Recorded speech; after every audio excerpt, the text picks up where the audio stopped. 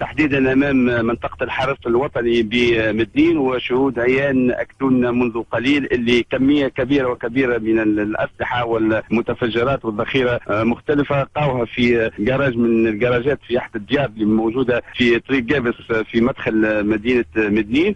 لحد الان لم نتحصل اي معلومات من طرف اطراف امنيه تابعه لمنطقه الحرس الوطني اللي نجحوا في احباط واكتشاف هذا المكان تاع السلاح اللي نأكد اللي كان بكميه كبيره برشا. كذلك الخبر هذا اثار فضول برشا مواطنين، ونشاهد في برشا مواطنين قريب من منطقه نتاع الحرس الوطني. منذ قليل ايضا شفت 3 كمائن ودخلوا 3 كمائن من الجيش الوطني قرب منطقه الحرس، ثم غادروا بسرعه منطقه الحرس ومتجهوا لمكان اللي حد ما نعرفوش وين، قد يكون المكان نتاع وين لقاو السلاح. ايضا تردد اخبار على القاء القبض على احد الاطراف اللي عندهم علاقه بهذه الكميه الكبيره نتاع الاسلحه، وحاله استنفار طبعا على مستوى قوات الامن. شاهدنا ليس فقط عوان الحرس، شاهدنا حتى عوان الامن اللي هو موجودين قدام منطقه الحرس الوطني بمدين.